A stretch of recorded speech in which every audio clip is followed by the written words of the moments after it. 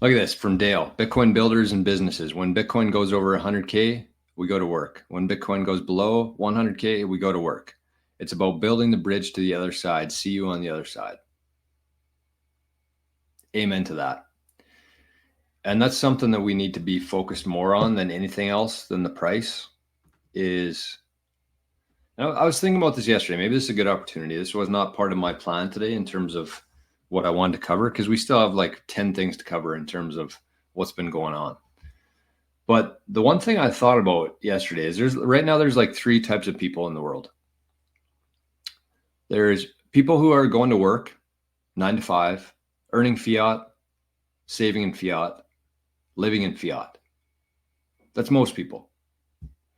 Second one, people who are working in fiat, 9 to 5 job, but turning all their fiat into Bitcoin. That's a fairly bigger amount, not bigger than the first part, but than the third part here. So that's a lot of people too. They're working, they're earning money, they're earning fiat, and they're converting that into Bitcoin. The third type of person is somebody who is starting their own business, starting their own venture, going their own way, taking the time now to build it. Even though they can't stack as much Bitcoin now, they're understanding the sacrifice that needs to be done if they want to be part of this whole Bitcoin thing and not be attached to a job. So the third person is starting his or her own business, earning in Bitcoin or converting the fiat that they earn in their business into Bitcoin and growing that now. So I would say that number 2, the person who's going to work and converting to Bitcoin, has done the best probably in the last couple of years in terms of Bitcoin balance.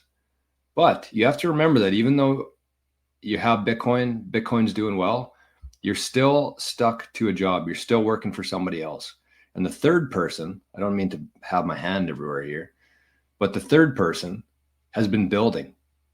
Even though it's been very tough in the last couple of years, and I can say this personally, but the people who are building in the last few years and who will be building in the next year, who are getting ready for what's coming here, and you don't have to be building in Bitcoin, but if you want, Bitcoin basically buys time. And what you want is time and freedom.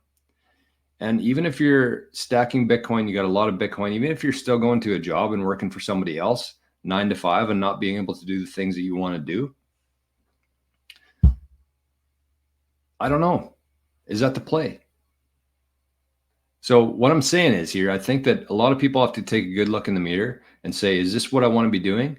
And if it's not, you're going to have to just put things aside a little bit. It's going to be very painful for a while. You might not get as much Bitcoin in the near future, but if you build something that you love doing and you can start turning that into Bitcoin over time, I think, in my opinion, that's the best way forward. And as Dale says, it's about building the bridge to the other side. And you have to be crossing that bridge too as you're building it. So it's risky. It is. But, sometimes you have to take that risk.